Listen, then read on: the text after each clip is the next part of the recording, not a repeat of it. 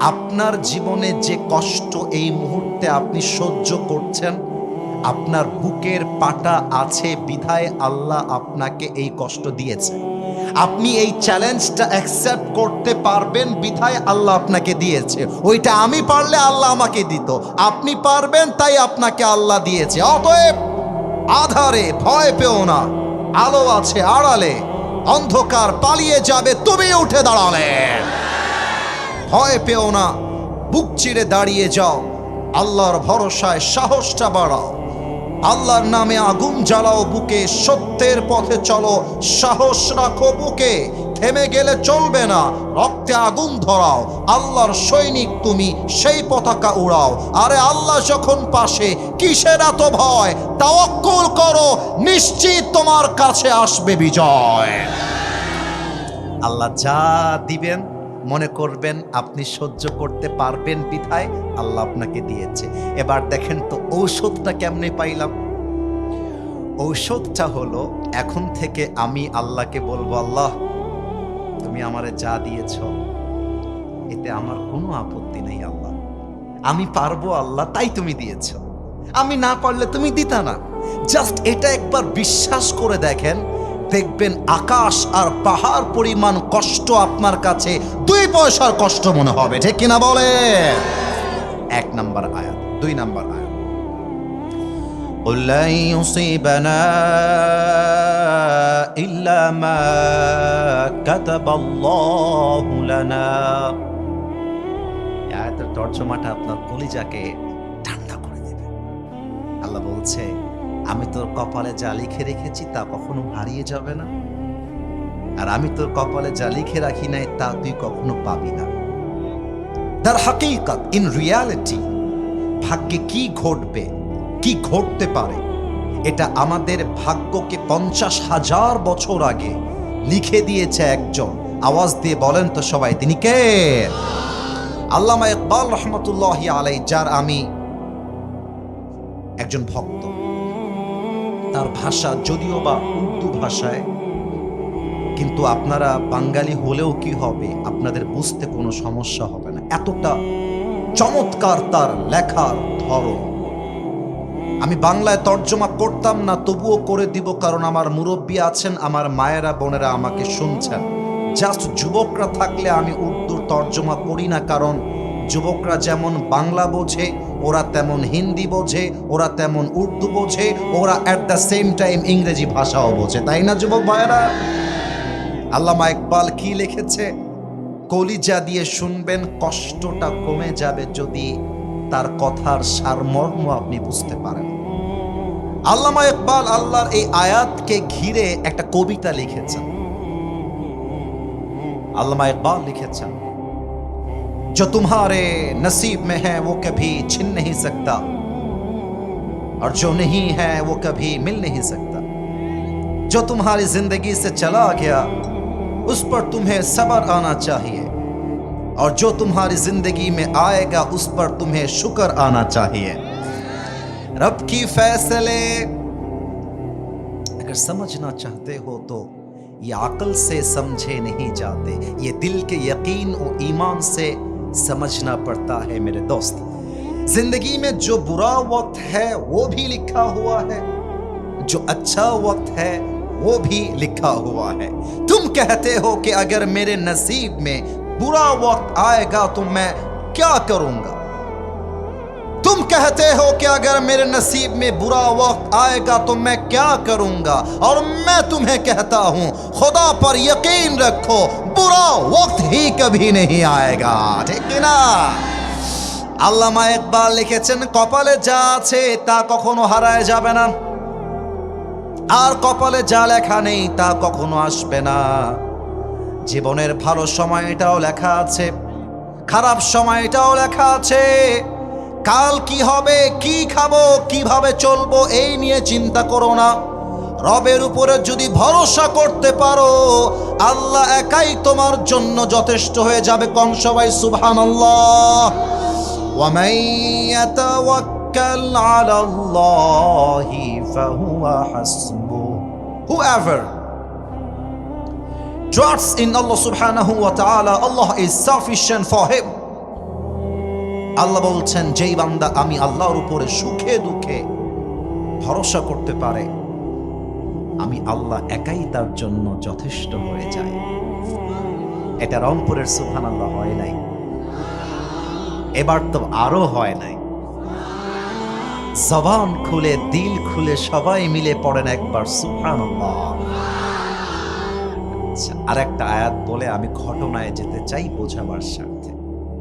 কোরআনের যুবকরা উত্তর দিবা, মুরব্বীরা যদি পারেন আপনারা উত্তর দিবেন। কোরআনের ভিতরে দুইটা সূরা সবচেয়ে বেস্ট মোটিভেশনাল সূরা, যে সূরার ভিতরে আল্লাহ তাআলা এত বেশি অনুপ্রেরণার কথা বলেছেন। একজন যুবক যে নিয়ত করেছে আজকে বিষ খেয়ে মরে যাব, একজন মেয়ে যে নিয়ত করেছে আজকে সুইসাইড করে গলায় ফাঁসি দিয়ে মরে যাব, এই দুইটা সূরা যদি সে পড়তে পারে, আমি গ্যারান্টি দিয়ে বলতে পারবো, সে যদি কোরআনের সূরাটা পড়ে বুঝতে পারে, তার আত্মহত্যার চিন্তা নিমিষেই দূর হয়ে যাবে। এক নাম্বার সূরাতু আলাম নাশরাহ, তারই আগে আরেকটা সূরা আছে যেটা নাম্বার 1 টপ লিস্টে। বলো তো সেই সূরাটার নাম কি, কে বলতে পারে? দুহা। মাশাআল্লাহ, উত্তর পেয়ে গেছি, সূরাতুদ দুহা। সবচেয়ে বেস্ট মোটিভেশনাল কোরআনের আয়াত এবং সূরা। আমি একটা আয়াত বলছি, তর্জমাটা বোঝার চেষ্টা করুন। আউযু বিল্লাহি মিনাশ শাইতানির রাজীম। ওয়ালাসাউফা ইউতিকা রাব্বুকা ফাতারদা।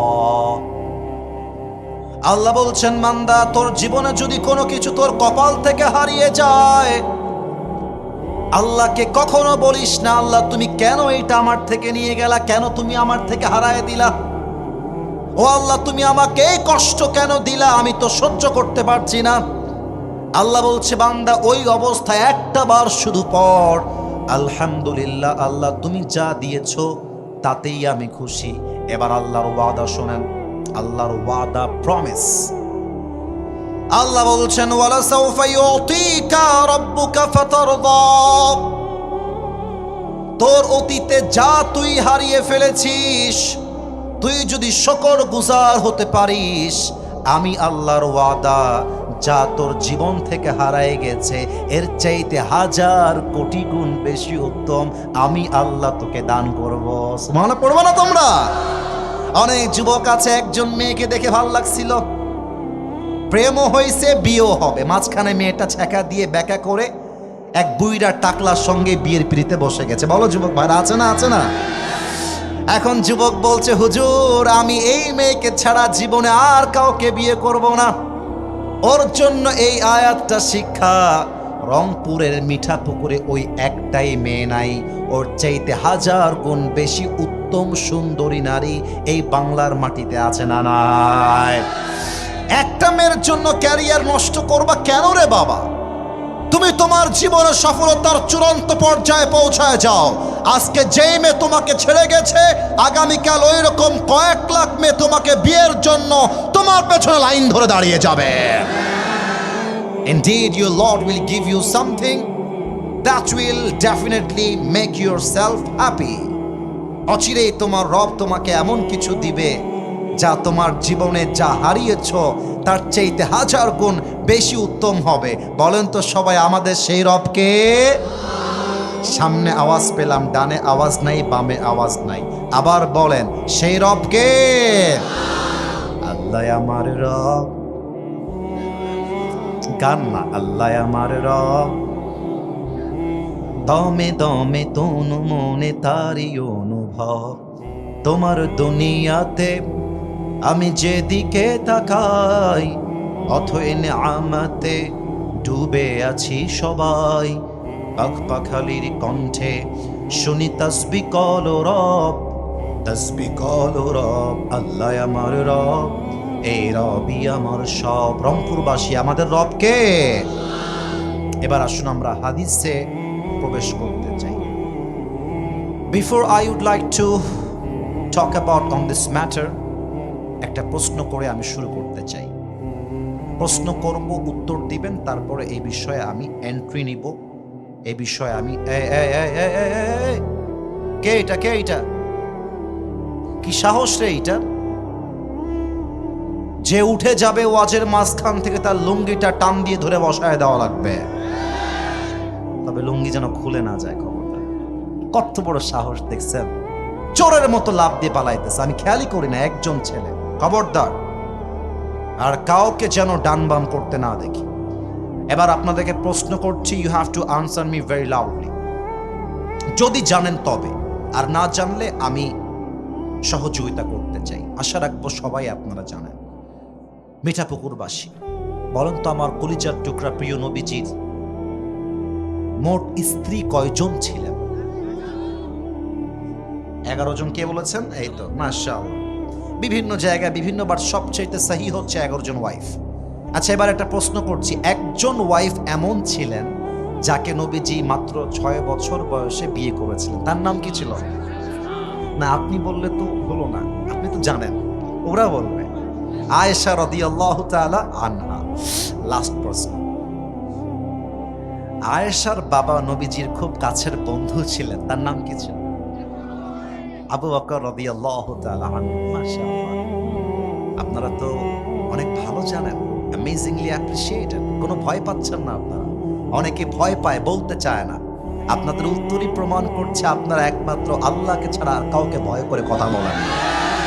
আয়েশা রাদিয়াল্লাহু তাআলা আনহা। আমি জাস্ট বোঝাবো, খারাপ সময় আসলে আপন মানুষের চেহারা কেমন করে পরিবর্তন হয়ে যায়। আমি শুধু বোঝাবো যে খারাপ সময় আল্লাহ ছাড়া আর কেউ আপন হয় না।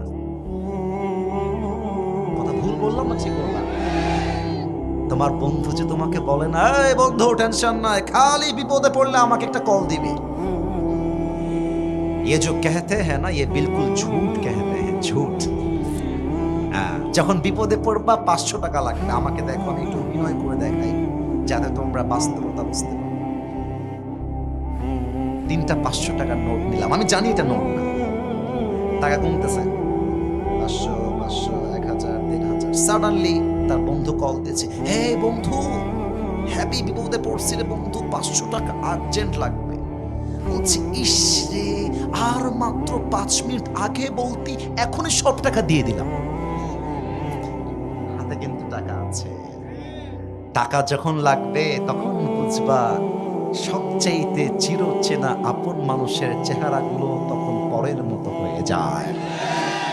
আবার দেখবা, আমি আমার পার্সোনাল লাইফে দেখেছি। আচ্ছা, আপনারা একটা কথা বলবো, আপনারা রাগ করবেন না।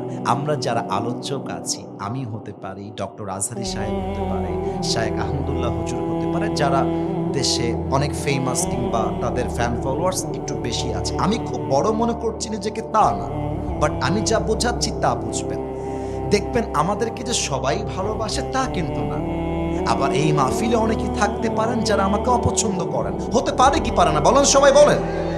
একটা দলকে যেমন সবাই ভালোবাসে না, একজন ব্যক্তিকে কিন্তু সবাই ভালোবাসে না। আমাদের নামে যখন কোনো একটা ক্লু মানুষ পেয়ে যায় যে আসিফ হুজুর মনে হয় এই অন্যায়টা করেছে, বাস ট্রল করা শুরু হয়ে গেল, আসিফ হুজুর খারাপ, এই সেই ইত্যাদি কমেন্ট সেকশনে গালি দিয়ে ভরা। আবার আগামীকাল যদি আমি একটা ভালো কাজ করে দেই, আমি যদি সফল হয়ে যাই, বলবে আমি আগেই বলেছিলাম আসিফ হুজুরের মতো কি ভালো লোক হয় না, কিরে পাগলা। ভালো সময় আসলে পরের মানুষও আপন হয়ে যায়, আর খারাপ সময় আসলে আপন মানুষও পর হয়ে যায়, ঠিক কিনা বলেন? আসুন আপনাদেরকে একটা ঘটনার জগতে নিয়ে যাই। ঘটনার জগতে আয়েশা রাদিয়াল্লাহু তাআলা আনহা নবীজির একজন ওয়াইফ ছিলেন। বাংলাদেশে তো 4 বিয়ে দূরের কথা, 2 বিয়ে করা রাজকীয়তা ছাড়া আর কিছু হতে পারে না। আরে মানুষ একটা বউ পায় না, 4 বিয়ে করবে কেমন করে? তো আম্মা জান আয়েশা নবীর একজন ওয়াইফ ছিলেন। নবীজি প্রতি মাসে একজন ওয়াইফকে নিয়ে বাহিরে ঘুরতে যেতেন। আপনারা আমার একটু বক্সের দিকে তাকান। এই বক্সটা আপনারা কি লটারি বোঝেন? লটারি, হ্যাঁ সবাই বোঝেন। লটারি মানে কি? কয়েকটা কাগজ থাকবে, একটা আমরা হাত দিয়ে তুলবো, যার নামটা উঠবে সেই পাশ। তো নবীজির স্ত্রীরা বসে আছেন, নবীজি একটা লটারি করছেন, যার নামটা উঠে যাবে she will go outside with me, সে আমার সাথে বাহিরে যাবে ঘুরতে। তো লটারি করতে করতে যেই নামটা প্রথমে উঠেছে সেটাই হচ্ছে আমাদের আম্মাজান আয়েশার নাম উঠেছে। সুবহানাল্লাহ পড়বেন না আপনারা? আয়েশার মনে তো লাড্ডু ফুটে গেছে, নবীর সঙ্গে ঘুরতে যাব বাহিরে, কি সৌভাগ্যের ব্যাপার।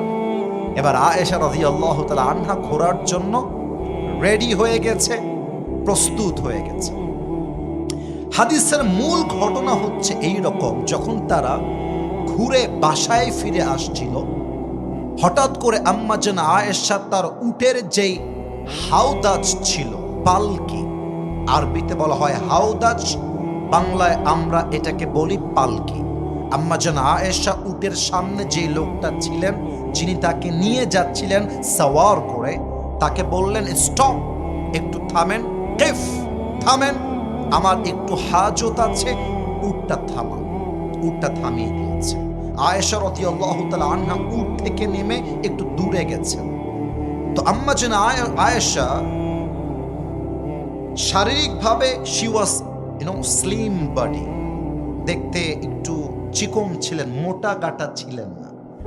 তো যে উট নিয়ে চলছিল সে ভেবেছে আয়েশা রাদিয়াল্লাহু তাআলা আনহা উঠে গেছেন, এবার আমি যাই বাড়ির দিকে। সে উটটা নিয়ে চলে আসছে হাউদাজ নিয়ে, কিন্তু আয়েশা এখনো ফিরে আসতে পারে নাই।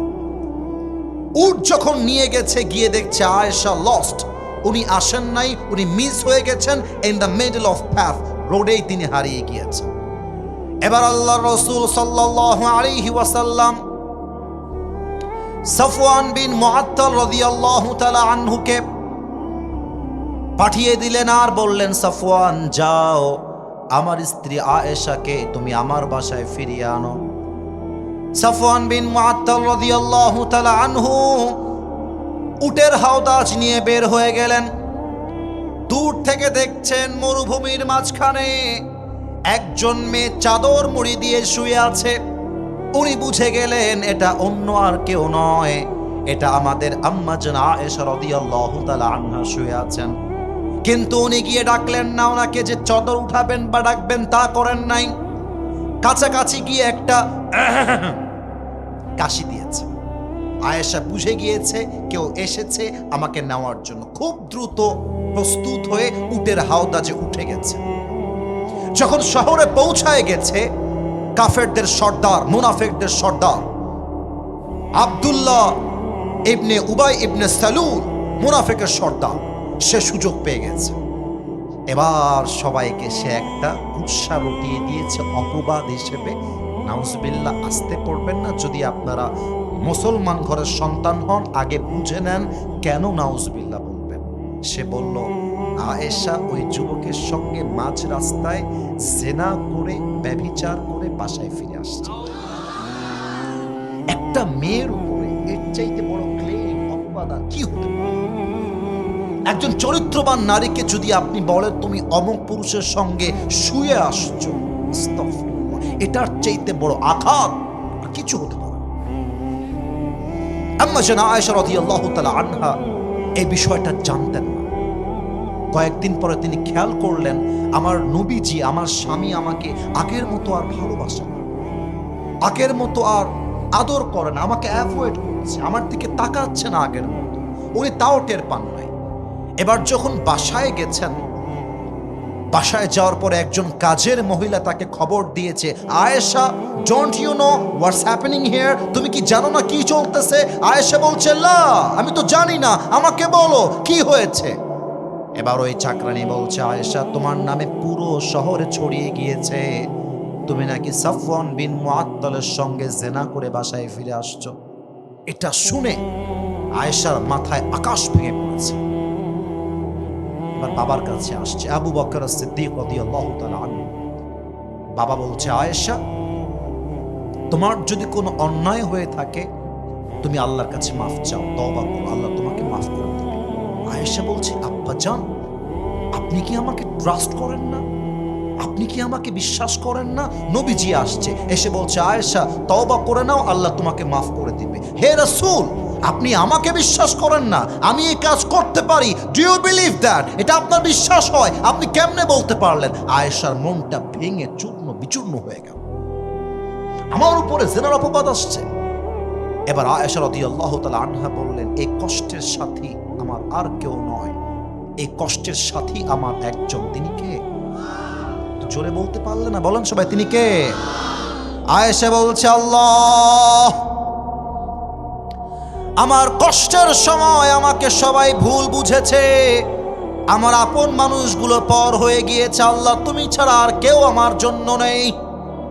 আল্লাহ রাব্বুল আলামিন সঙ্গে সঙ্গে আয়াত নাজিল করে দিলেন এবং আল্লাহ নিজেই ঘোষণা দিলেন, আমার আয়েশা কোনো অপবিত্রা নারী নয়, আমার আয়েশা কোনো চরিত্রহীন নারী নয়, আমার আয়েশা তোমরা যে অপবাদ দিয়েছো, আমার আয়েশা এই কোনো অন্যায়ের আশেপাশেও যায় নাই। কোন সবাই সুবহানাল্লাহ।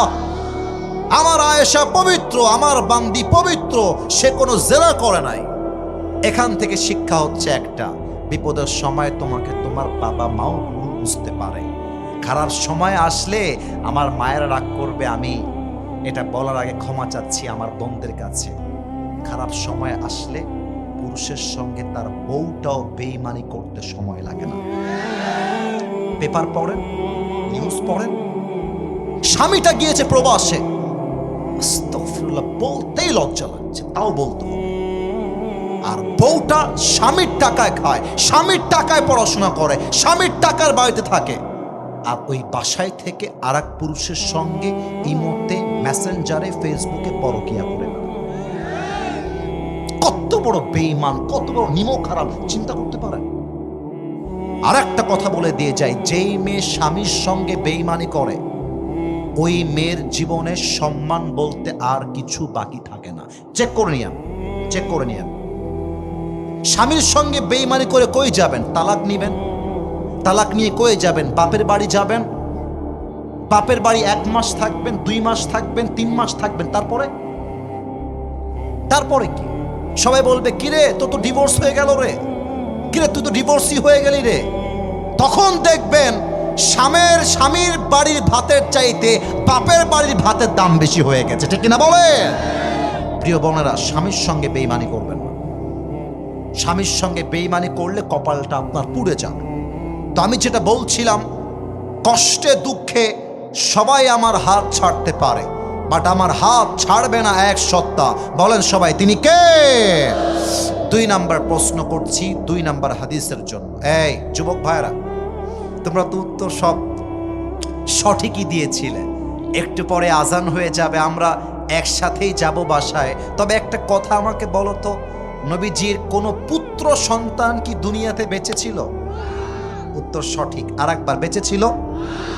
আচ্ছা, নবীজির যে কয়জন মেয়ে ছিলেন, একজন মেয়েকে নবীজি কলিজা দিয়ে সবচেয়ে বেশি ভালোবাসতেন, মেয়েটার নাম কি ছিল? রাদিয়াল্লাহু তাআলা আনহা। মাশাআল্লাহ, উত্তরটা সঠিক হয়েছে। এবার বলেন, ফাতেমার যিনি স্বামী ছিলেন, স্বামীর নাম কি ছিল? উত্তর সঠিক। ডানে আওয়াজ আছে, বামে কোনো আওয়াজ আমি পাই নাই। So sorry to say that, সবাইকে বলতে হবে। ফাতেমার স্বামীর নাম কি ছিল? আলী রাদিয়াল্লাহু তাআলা আনহু। Right answer. লাস্ট প্রশ্ন, ফাতেমার গর্ভে 2 জন জান্নাতের সর্দার এসেছিল, কি কি নাম ভাই? Right answer. আর একবার, হাসান এবং রাদিয়াল্লাহু তাআলা আনহুমা। এই হাদিসটা বলেই দোয়ার দিকে যাব। আপনার যে পরিমাণ মনোযোগ দিয়ে ওয়াজ শুনলেন, আমার কাছে মনে হচ্ছে আমার সামনে মানুষ বসে নেই, সব চাতক পাখিগুলো আমার সামনে বসে আছে, ঠিক কিনা? লাস্ট হাদিসটা শুনে যান, একটু পরে আজান দিবে। তাকবীর দেন, নারায়ে তাকবীর। মিঠাপুকুরবাসী, আমার কথা কি বোঝা যায়? কোনো সমস্যা হচ্ছে না তো ভাইজান? ফাতেমা এবং আলীর ঘরে 3 দিন যাবত অভাব, চাল নাই, ডাল নাই, ভাত নাই। একটা কথা বলি, আমি দিনের ঘরে জন্ম নিয়েছি। আমার তো মনে হয় আমার সামনে যারা বসে আছে, দাঁড়িয়ে আছে বামে এবং ডানে, যদি ঠিক হয় ঠিক বলবা, ভুল হলে ভুল বলবা। আমার মনে হয় আমরা 100 ভাগের 100 ভাগ লোক আমরা মধ্যবিত্ত পরিবারের সন্তান। আপনাদের রংপুরের শহরের 5 স্টার হোটেলে আজকে ছিলাম, অহংকার না, বুঝাবার স্বার্থে বলতেছি। তো 5 স্টার কিন্তু খুব ভিআইপি হয়, খেয়াল করবেন, বাহিরের লুক ভিতরের লুক খুব ভিআইপি। কিন্তু আমি খেয়াল করলাম 5 স্টারটা অনেক দামি জায়গা, অনেক দামি ফ্ল্যাট, অনেক দামি বিল্ডিং, তারই পাশে একটা বস্তি যেখানে টিনের ছাপড়া দিয়ে বাড়ি, ছোট্ট একটা কুঁড়ে ঘরের বাড়ি। মুরব্বীরা একমত হবেন আমার সাথে। অনেক লোক দেখবেন টাকার মালিক হয়ে গেলে, বাড়ির মালিক হয়ে এমন একটা অহংকার, গরিব দুঃখী রাস্তায় ভ্যানওয়ালা সালাম দিলে দাপটে অহংকারে সালামের জবাবটা পর্যন্ত নিতে চায় না। ওকে বলে দিবেন যে বেটা, তুই যে বাড়ি নিয়ে গৌরব করিস, তুই মরে গেলে তোর বেটা বলবে এটা আমার বাড়ি, তোর বেটা মরলে তোর নাতি বলবে এটা আমার বাড়ি। আসলে এই বাড়ির মালিক আমরা নই, আসলে বাড়ির মালিক একজন, তিনি কে? পরের জায়গা পরের জমিন ঘর বানায় আমি রই, আমি তো সেই ঘরের মালিক নই। একটু গান না। পরের জায়গা পরের জমিন ঘর বানায় আমি রই, আমি তো সেই ঘরের মালিক নই। ঠিক কিনা বলেন? সেই ঘরখানা যার জমিদারি, আমি পাই না তাহার হুকুম জারি, আমি পাই না জমিদারের দেখা, আমি পাই না জমিদারের দেখা। মনের দুঃখ কারে কই, আমি তো সেই ঘরের মালিক নই। পরের জায়গা পরের জমিন ঘর বানায় আমি রই, আমি তো সেই ঘরের মালিক নই। ঘরের মালিক কে? ফাতেমা রাদিয়াল্লাহু তাআলা আনহার ঘরে 3 দিন যাবত চাল নাই, ডাল নাই, ভাত নাই। আমার চোখে চোখ রাখেন, ওর দিকে কেউ তাকাবেন না, আমার চোখে চোখ রাখেন। এবার ফাতেমা রাদিয়াল্লাহু তাআলা আনহা আব্বার কাছে গিয়েছে, নবীর কাছে ডাক দিয়ে বলছে, ইয়া রাসূলুল্লাহ আতিনি শাইআন, কিছু খাবার দেন। হাসান ক্ষুধার্ত, হোসাইন ক্ষুধার্ত, আলী ক্ষুধার্ত, আমি আপনার কলিজার টুকরা মেয়ে ফাতেমা, আমিও 3 দিন যাবত ক্ষুধার্ত। আল্লাহর রাসূল বললেন, ফাতেমা তোমার কষ্টের কথা আমি বুঝে গিয়েছি আম্মা জান, টেনশন করবা না, তোমার জন্য আমার কাছে খাবার প্রস্তুত আছে। এবার নবীজি বলছে, ফাতেমা তোমার জন্য আমার কাছে 2টা অপশন আছে। লুক অ্যাট মাই 2 ফিঙ্গার্স, 2টা আঙ্গুল দেখে বলেন কয়টা অপশন আছে? আওয়াজটা আসে নাই, বলেন কয়টা? 1, আমি তোমাকে 5টা বকরি দিব। 2, আমি তোমাকে 5 শব্দের দোয়া শিখায় দিব। Which option you wanna select? তুমি কোনটা নিবা? ফাতেমা বলছে, আব্বা জান, আমার কষ্টের সাথী আমার আখিরাত, আমার কষ্টের সাথী আমার আল্লাহ, আমার কষ্টের সাথী আমার ধৈর্য, আমার সবর। আমার 5টা বকরির দরকার নাই, আপনি আমাকে 5টা শব্দের দোয়া শিখায় দেন, আমি এতেই খুশি মনে বাসায় ফিরে যাব। তাও তো সুবহানাল্লাহ কইতে পারলেন না আপনারা মিয়া। এবার নবীজি বলছে, ফাতেমা আমার মুখোমুখি বসো। আমি একটু পেছনে গেলাম, একটু খেয়াল রাখবেন। নবীজি এভাবে বসেছে, ফাতেমা তার বরাবর, exact I mean face to face, সামনাসামনি। নবীজি বলছে, ফাতেমা আমার সাথে পড়ো, ইয়া আউয়ালাল আউয়ালিন, ইয়া আখিরাল আখিরিন, ইয়া যাল কুওয়াতিল মাতিন, ইয়া রাহিমাল মাসাকিন, ইয়া আরহামার রাহিমিন। পড়ো আমার সাথে। ফাতেমা 5 বার 5টা শব্দের দোয়া পড়েছে। আব্বাজান বলছে, ফাতেমা মুখস্থ হয়েছে? বলছে, ইয়েস আই হ্যাভ মেমোরাইজড, আমার মুখস্থ হয়ে গেছে, যাও বাসায়।